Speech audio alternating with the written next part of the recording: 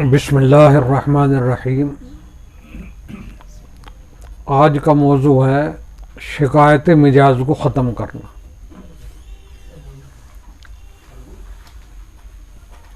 اور اس کی جگہ وہ مجاز پیدا کرنا جو قرآن نے بتلایا ہے۔ شکایتی مجاز کا مطلب ہے کہ اپنی پریشانی اور مصیبتوں کے لیے دوسروں کو ذمہ دار ٹھہرا کر ان کی شکایت کرتے رہنا، کہ فلاں نے اگر ایسا کام نہ کیا ہوتا تو مجھے ترقی ہو جاتی، فلاں نے اگر یہ کام نہ کیا ہوتا تو میرے ساتھ ایسا ہو جاتا۔ تو اس قسم کا مجاز شکایتی مجاز ہے، یعنی دوسروں کی شکایت کرتا رہنا۔ قرآنی مجاز یہ ہے کہ کسی بھی قسم کی پریشانی اور مصیبت آئے انسان کے اوپر، چاہے وہ بظاہر انسانوں کی طرف سے آ رہی ہو، تو اس کی ذمہ داری خود لینا، کہ میری فلاں غلطی کی بنا پر، میری فلاں کوتاہی کی بنا پر ایسا ہوا۔ تو یہ قرآنی مجاز ہے۔ ہمارا مقصد ہے کہ اللہ تعالیٰ نے قرآن کے اندر انسان کے لیے جو قوانین بیان کیے ہیں کہ جن پر چل کر انسان پرسکون زندگی گزار سکتا ہے، ان قوانین کو کھولنا۔ انسان جو پریشان ہوتا ہے وہ اپنا خود ساختہ قانون کے مطابق چلنا چاہتا ہے۔ اگر اس سے ہٹ کر وہ یہ دیکھے کہ قرآن نے کیا طریقہ بتلایا ہے، کیا کہا ہے، کیسا مجاز ہونا چاہیے، اس کے مطابق ہم اپنا مجاز بنا لے تو زندگی پرسکون گزرے گی۔ اسی سلسلے میں قرآن نے ایک قانون بتلایا ہے، اور وہ یہ آیت شریفہ ہے، وَمَا أَصَابَكُم مِّن مُّصِيبَةٍ فَبِمَا كَسَبَتْ أَيْدِيكُمْ، کہ تمہیں جو کچھ بھی مصیبت پہنچتی ہے، جو کچھ بھی پریشانی آتی ہے، جو کچھ بھی ٹینشن ہوتی ہے، وہ تمہاری حرکتوں کا، تمہاری کرتوتوں کا، تمہاری غلطیوں کا نتیجہ۔ آیت شریفہ کے اندر یہ نہیں فرمایا کہ دوسروں کی حرکتوں کا نتیجہ ہے یا فلاں کی غلطیوں کا نتیجہ ہے، خود انسان کے اوپر کہا کہ تمہاری غلطیوں کا، تمہاری حرکتوں کا نتیجہ ہوتا۔ تو اس سے معلوم ہوا کہ قرآن کیسے مجاز بنانا چاہتا ہے کہ کسی بظاہر انسانوں کی طرف سے اسے تکلیف پہنچے، لیکن رخ اس کا اپنی طرف ہو، یہ دیکھے میرے کس غلطی کی بنا پر مجھے تکلیف پہنچی ہے، مجھے پریشانی آئی۔ پریشانی اور مصیبتوں کی دو قسمیں ہیں۔ ایک قسم تو وہ ہے کہ جس میں انسان کو کچھ بھی دخل نہیں ہے، ڈائریکٹ خدا کی طرف سے آتی، جیسے کسی گھر کے اندر کسی کا انتقال ہو جائے، یا وبائی بیماری جیسے آج کل ملک کے اندر پھیل رہی ہے، اس میں کسی انسان کو کوئی دخل نہیں ہے، تو اس کا بیان نہیں ہے اس کے اندر، بلکہ دوسرے قسم کے مصیبتوں کا بیان ہے، جیسے کاروبار کے اندر نقصان ہو جانا، یا کوئی آدمی یہ محسوس کرے کہ فلاں نے میرے خلاف سازش کری، یا فلاں میری ترقی کے راہ کے اندر رکاوٹ ہے۔ اس قسم کی جو پریشانی اور مصیبتیں ہیں، ان کے بارے میں خدائی قانون یہ ہے کہ بجائے دوسروں کو ذمہ دار ٹھہرانے کے، خود اپنے اوپر ذمہ داری لینا اور اپنی غلطی کا احساس کرنا، اپنی غلطی کو دریافت کرنا کہ کس غلطی کی بنا پر میرے ساتھ یہ معاملہ ہوا۔ جب غلطی دریافت ہو جاتی ہے تو وہ اسے درست کرے گا، اور اس کے اندر ایک نئی خوبی اور ایک نئی صفت پیدا ہوگی۔ شکایتی مجاز کے بہت زیادہ نقصانات ہیں۔ پہلا نقصان تو یہ ہے کہ وہ ہمیشہ ٹینشن کے اندر رہے گا، اور دوسرے انسان اسے دشمن نظر آئیں گے۔ اور دوسری خرابی یہ ہے کہ جب وہ اس کا مزاج شکایتی بن جاتا ہے انسانوں سے، تو ایک وقت ایسا آتا ہے کہ خدا سے بھی وہ شکایت کرنے لگتا ہے۔ اس کا الٹا جو قرآن نے مجاز بنانا چاہا، اس کے بے شمار فائدے ہیں۔ قرآن کا پورا فوکس اس بات پر رہتا ہے، جیسا کہ اس سے پہلے بھی بتلایا ہے، کہ انسان قدرت کا چھپا ہوا خزانہ ہے۔ خدا چاہتا ہے کہ وہ خزانہ باہر آئے، اس کے وہ خوبیوں کا مجموعہ بن جائے.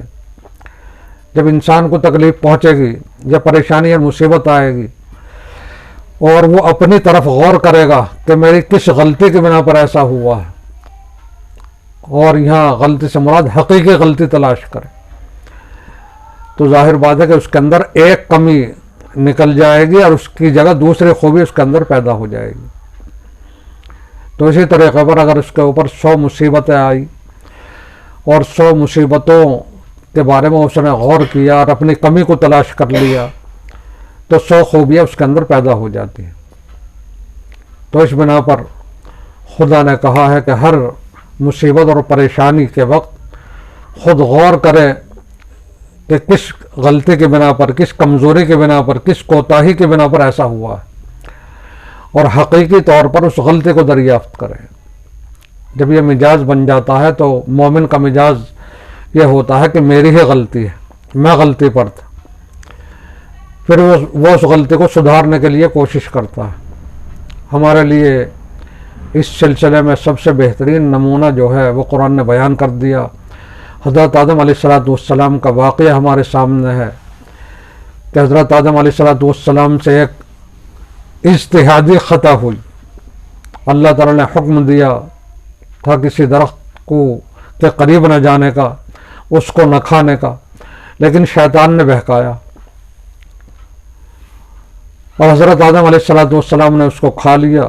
اللہ تعالیٰ نے جنت سے نکالا اور دنیا کے اندر بھیج دیا.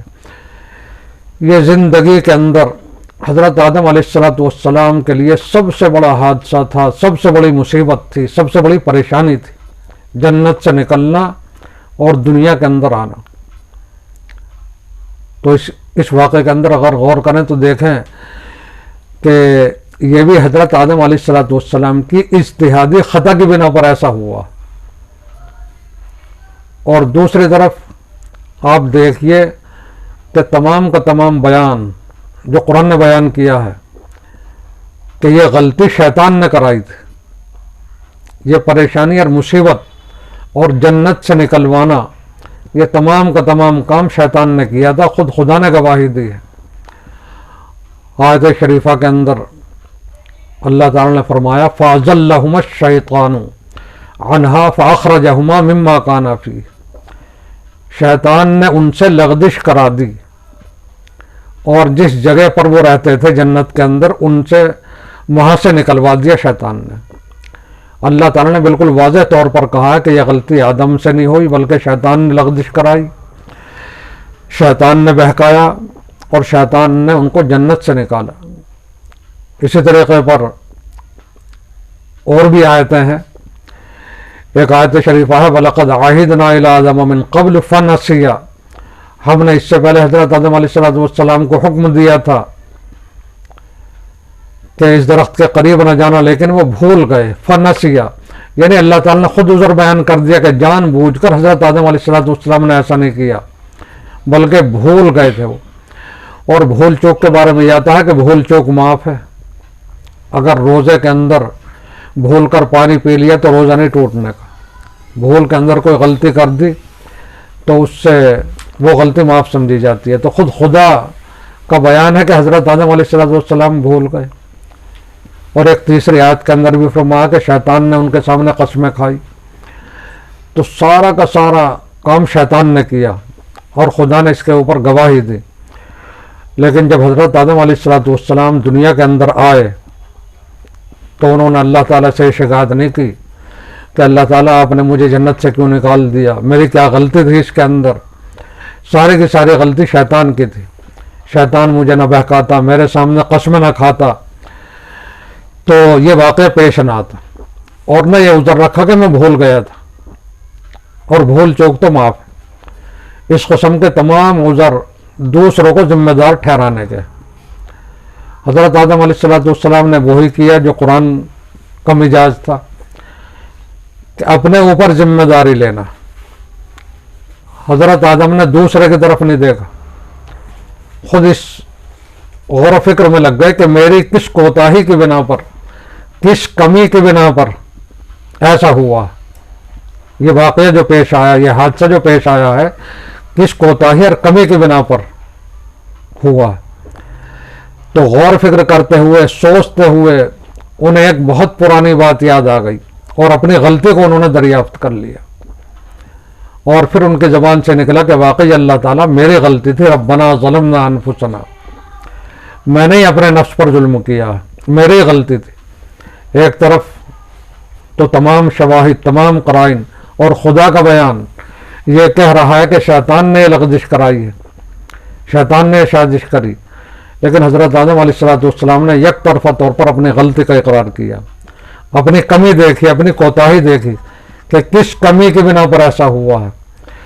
حضرت آدم علیہ السلام غور کرتے ہوئے اس نتیجے پر پہنچے جو قرآن نے دوسری جگہ پر بیان کیا ہے کہ اللہ تعالیٰ نے تمام مخلوق کو سامنے رکھ کر، اس کے اندر آسمان بھی تھے، سورج بھی، پہاڑ بھی، زمین بھی اور آسمان بھی، یہ پیشکش کی تھی تمام مخلوق کے اوپر کہ میں تمہیں ایک امانت سپرد کرنا چاہتا ہوں، یعنی ارادہ اور اختیار، اور تم اپنے ارادے اور اختیار سے میری اطاعت کرنا، نافرمانی مت کرنا. تو قرآن کا بیان ہے کہ تمام مخلوق نے، انسان کے علاوہ سب نے انکار کر دیا تھا کہ ہمارے بس میں یہ بات نہیں ہے، ہم نہیں کر سکتے کہ اپنے ارادے اختیار سے آپ کی نافرمانی نہ کریں. نافرمانی ہو سکتی ہے اگر آپ ہمیں ارادہ اور اختیار دے دیں. تو تمام نے انکار کر دیا. پھر قرآن کا بیان ہے کہ وَحَمَلَهَا الْإِنسان، انسان نے اس کو لے لیا. انسان نے کہا کہ آپ مجھے ارادہ اور اختیار دے دیجئے، اور ہم اس بات کا عہد کرتے ہیں کہ ارادہ اور اختیار کے ہوتے ہوئے آپ کی نافرمانی نہیں کرنی. حضرت آدم علیہ السلام کو وہی بات یاد آئی، اور حضرت آدم علیہ السلام نے کہا کہ یہ بہت بڑی غلطی ہوئی ہم سے کہ ہم نے یہ اقرار کر لیا، یہ پیشکش قبول کر لی کہ ارادہ اور اختیار ہوتے ہوئے آپ کی نافرمانی نہیں کرنے کے، اطاعت کریں گے. یہ اسی کا نتیجہ ہے. اگر ہمیں ارادہ اور اختیار نہ ہوتا تو ہم یہ غلطی نہ کر سکتے تھے. تو جب یہ غلطی یاد آئی تو تبھی ان کی زبان سے الفاظ نکلے، ربنا ظلمنا انفسنا. دیکھو الہ العالمین، ہم نے اپنے نفسوں پر ظلم کیا، اگر آپ ہماری مغفرت نہ کریں تو ہم نقصان کے اندر ہو جائیں گے. تو حضرت آدم علیہ السلام نے یہ اپنی غلطی دریافت کری، اور حقیقی غلطی دریافت کری کہ اپنے نفسوں پر ہم نے ظلم کیا. دوسری طرف جو ہے وہ شیطان تھا. شیطان نے اللہ تعالیٰ کی نافرمانی کری، حکم کی خلاف ورزی ہوئی، جس طریقے پر حضرت آدم علیہ السلام سے ہوئی تھی. لیکن حضرت آدم علیہ السلام نے تو اپنی غلطی کا اقرار کیا، اور شیطان نے اس کا الٹا کیا کیا؟ شیطان نے پوری ذمہ داری اللہ تعالیٰ کے ناراضگی کی ذمہ داری اپنے اوپر نے لی، آدم علیہ السلام کے اوپر ڈال دی کہ اس کی بنا پر میں جنت سے نکلا ہوں، ان کی بنا پر اللہ مجھ سے ناراض ہوئے، اور جب ایسا ہے تو مجھے کچھ مہلت دے دی جائے تو میں ان کی اولاد سے بدلہ لوں گا، اور ان کی اولاد کے ساتھ وہی سلوک کروں گا جو میرے ساتھ ہوا ہے، یعنی جنت سے نکال لے. تو یہ بڑا فرق ہوا کہ شیطان نے ذمہ داری ڈالی حضرت آدم کے اوپر، اور حضرت آدم علیہ السلام نے پوری کی پوری ذمہ داری اپنے اوپر لے لی. تو اس سے معلوم ہوا کہ جو لوگ شکایتی مزاج رکھتے ہیں وہ شیطان کے نقش قدم پر ہیں، یعنی دوسروں کے بارے میں شکایتیں کرنا، اور جو اپنے اوپر ذمہ داری لیتے ہیں تو وہ حضرت آدم علیہ السلام کے نقش قدم پر. تو یہ دو چیزیں ہیں. شکایتی مزاج والا انسان کی جو شخصیت ہوتی ہے تو وہ کبھی بھی، روحانی شخصیت جو ہوتی ہے وہ کبھی بھی ترقی نہیں کر سکتی، وہ اسی طریقے پر پڑی رہے گی جس طریقے پر پہلے سے تھی. اور ہر بات کی ذمہ داری اپنے اوپر لے لینا، اور اس کے بارے میں حقیقی وہ تلاش کرنا. یہ جو کہا گیا ہے کہ اپنے اوپر ذمہ داری لے، تو یہ فرضی ذمہ داری نہ ہو، چاہے اس وقت وہ غلطی سمجھ میں نہ آ رہی ہو، لیکن اس میں چاہے جتنے دن لگ جائیں غور و فکر کرتا رہے کہ کس کوتاہی کی بنا پر، کس کمی کی بنا پر یہ معاملہ تکلیف دہ پیش آیا تو چند روز کے بعد میں اللہ تعالیٰ رہنمائی کریں گے اور اس کی وہ غلطی سامنے آ جائے گی کہ اس کمزوری کی بنا پر ایسا ہوا ہے. پھر آئندہ وہ اس کمزوری کو دوبارہ اس کا یاد نہیں کرنے کا دور رکھے گا اور اس کی جگہ اس کے اندر اچھی صفتیں پیدا ہو جائے گی. اس رخ پر چلنے سے جب آدمی اس رخ کے اوپر چلے گا تو برائیاں اس سے ختم ہوتی چلی جائیں گی. بری عادتیں جو اس کے اندر ہیں وہ سب ایک ایک کر کے ختم ہوتی چلی جائیں گی اور اس کی جگہ اچھی عادتیں اس کے اندر پیدا ہو جائیں گی. قرآن کا یہی مزاج ہے. اور یہ اصول جو ہے میں پھر وہ بات کہوں گا کہ صرف فرد کے لیے نہیں ہے بلکہ سیاسی اعتبار سے بھی ہے کہ سیاسی اعتبار سے اگر کسی کی طرف سے بھی تکلیف پہنچ رہی ہو تو وہ قوم مجموعی اعتبار سے اپنے اوپر ذمہ داری لے لے اور اپنی کوتاہیاں اور غلطیاں اور کمیوں کو تلاش کرنا شروع کر دے اور ایک ایک کر کے اسے ختم کرتی چلی جائے تو وہ قوم اسی طریقے پر ترقی کر جائے گی. اور اگر اپنی کمیاں جو کو تو رکھتے ہوئے دوسروں کی شکایت کرتے رہیں تو کبھی بھی اس دنیا کے اندر وہ کامیاب نہیں ہو سکتے اور نہ اللہ تعالیٰ کی مدد آ سکتی.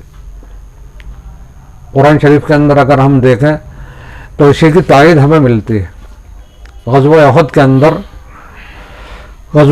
کے اندر 70 صحابہ شہید ہو گئے اور وہ بھی ایک غلطی کی بنا پر کہ حضرت خالد بن ولید فریق مخالف کے کمانڈر تھے. انہوں نے جو ہے پیچھے سے آ کر اچانک حملہ کر دیا.